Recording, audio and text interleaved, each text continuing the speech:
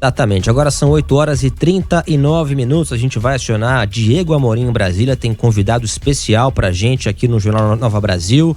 Tudo bem, Diego? Muito bom dia pra você.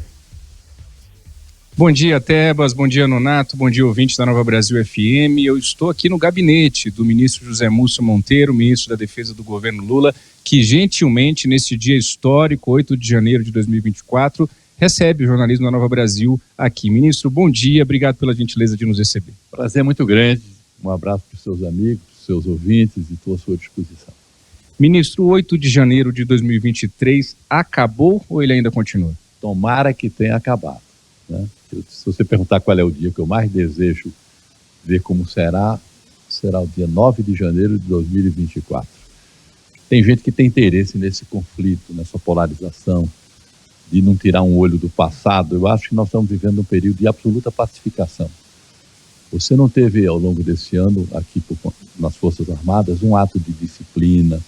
Olha que o Exército tem 600 organizações militares, são 220 mil homens. A Marinha tem 70 mil homens, a Aeronáutica tem 70 mil homens.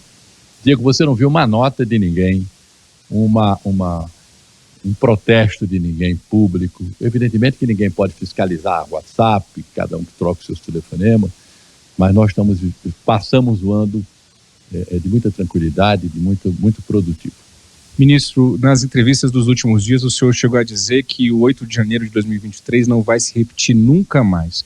Com base em que o senhor afirma isso? É uma torcida ou é uma convicção? É absoluta convicção. Primeiro eu quero dizer a você o seguinte, nós tivemos um sucesso muito grande na posse do presidente, o dia 1º, foi um dia, assim, uma festa como nunca foi vista aqui. Eu nunca vi tanta gente na esplanada e eu digo muito que ninguém deu um beliscão em ninguém, vamos dizer assim.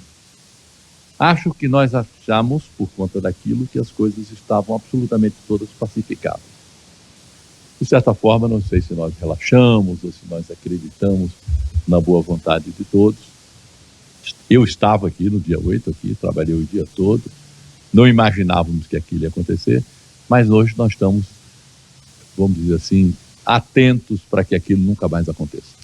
O senhor também disse recentemente, ministro, que o tempo da política é diferente do tempo dos militares. A oposição ao governo Lula vê isso como uma espécie de passapano nos militares, dessa questão toda que envolve o 8 de janeiro. Os militares tiveram alguma participação ou cometeram algum equívoco para o 8 de janeiro? Se houve participação, foi na pessoa física, vamos dizer assim. Você não vê. As instituições não queriam e não quiseram golpe. Não vou garantir a você que 5, 2, eu dou sempre a comparação de um time de futebol. Você tem 11 em campo, mas tem um indisciplinado. O juiz põe para fora e o time continua com 10, com 9. Evidentemente que nós hoje temos essas precauções e essa preocupação é que nos motiva a tomar as providências para que isso não aconteça. O tempo é diferente. O político, eu fui muitos anos, nós vivemos de mandatos. O mandato dura 4, se renova para 8. Não há o espírito de corpo que tem na vida militar. Esses homens e mulheres passam 50 anos juntos, trabalhando, cria-se um espírito de corpo muito forte. Eles são uma grande família.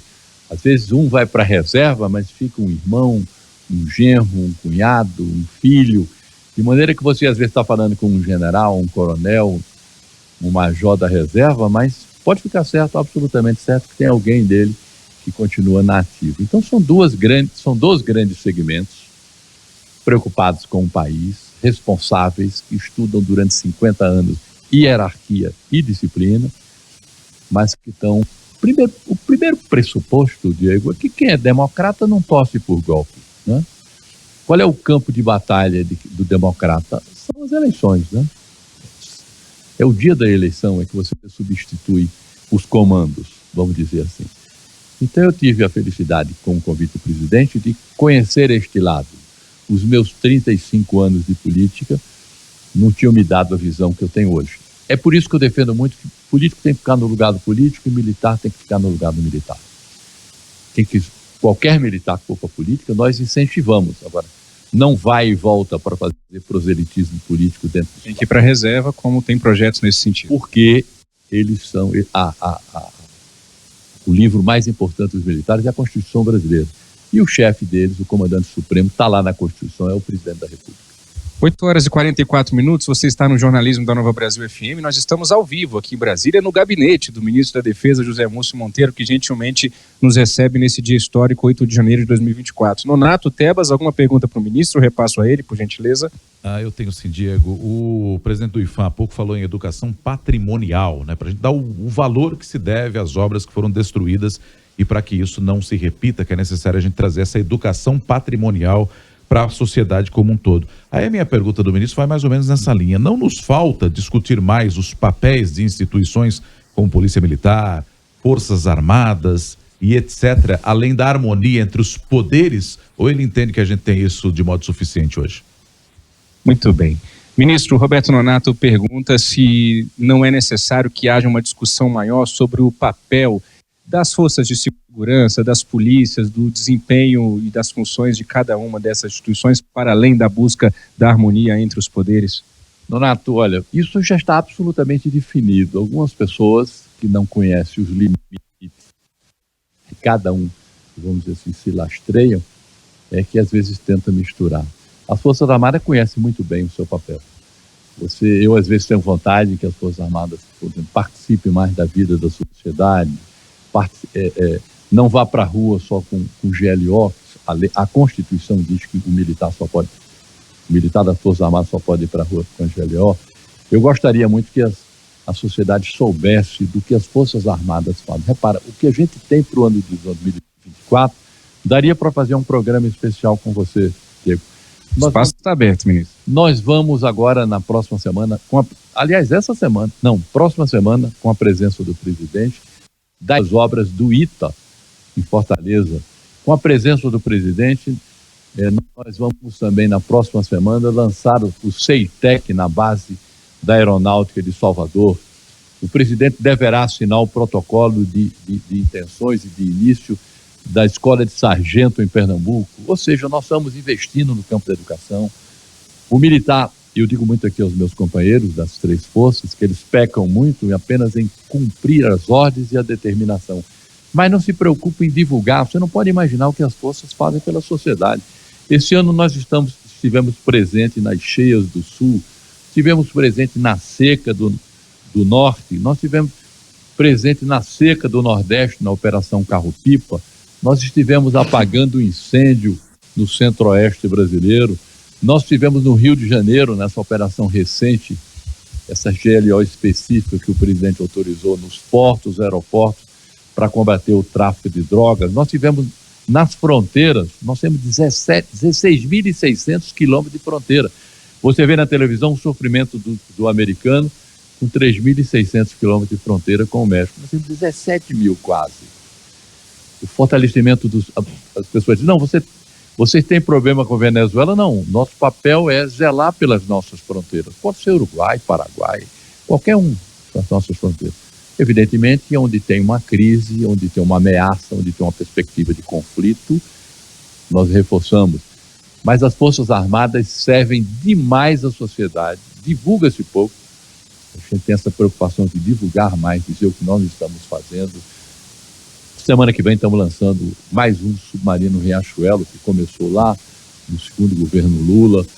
Nós temos o navio oceanográfico, que foi lançado lá para as pesquisas no Polo do Sul, né, na Antártida. Temos muita coisa, temos consciência de que servimos à sociedade.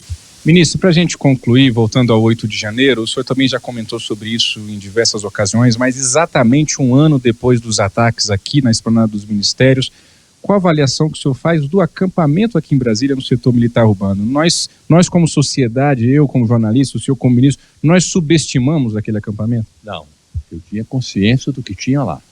Eu passava lá 2 vezes por dia, desde o dia 6 de dezembro, que foi quando o presidente me anunciou ministro. 6 de dezembro. Né? Se todos os ministros têm 1 ano e 8 dias, eu tenho o mês de dezembro todo um pouco mais. Né? Aquilo lá era uma forma das duas partes do Exército Brasileiro conviver. Você sentia que eles tinham dificuldade. No dia 8 haviam 45 mil brasileiros nos acampamentos dos quartéis dos exércitos no Brasil. Não tinha na Marinha, não tinha na Aeronáutica. 2 dias antes dos ataques. Não, dezembro. Dezembro ainda. Pois bem, Na véspera daquele movimento de 8 de janeiro, havia 1.500 aqui. 1.500. Tinha 4.500 aqui em dezembro, 45 no Brasil todo, tinha 1.500. O general que estava no comando dizia: fique tranquilo que todo dia diminui um pouco. Virou um pouco ponto turístico. Sábado, domingo eu ia dirigindo meu carro com minha mulher, passava por lá, tinha ônibus de Goiânia, de Aparecida, aqui junto de Goiás, de Aparecida de Goiás, cidades perto de Minas, que vinham fazer visitas, senhoras, crianças. Era um grande passeio, vestido de verde e amarelo. Na realidade, eu quando digo que não havia um comando aqui no dia 8, é porque não havia um comando. As pessoas interessadas, que tinham interesse em macular a nossa democracia, não foram para frente. E qualquer movimento precisa ter um chefe. O chefe não estava aqui no dia 8. Nós não encontramos nenhum chefe aqui. Então, quando eu digo que foi uma... Esse chefe está na mão de Alexandre de Moraes, compreende? Eu estou apenas aguardando e preciso que todos sejam identificados, porque os que são das forças serão punidos. Nós precisamos tirar essa névoa de suspeição. É muito ruim trabalhar sob uma manta de suspeição. A gente precisa livrar os inocentes e punir os culpados. Muito bem. Rafael Tebas, Roberto Nonato, agradeço mais uma vez ao ministro José Múcio Monteiro, ministro da Defesa, por essa entrevista aqui nesse dia histórico, pela gentileza do ministro de nos receber em seu gabinete aqui na Esplanada. Ministro, até uma próxima oportunidade. Um abraço muito grande, sou seu ouvinte, seu seguidor, seu admirador, e parabéns pelo seu trabalho. Muito obrigado, ministro Nonato. Tebas, volto com vocês. Obrigado, Diego Amorim, direto de Brasília, 8h51.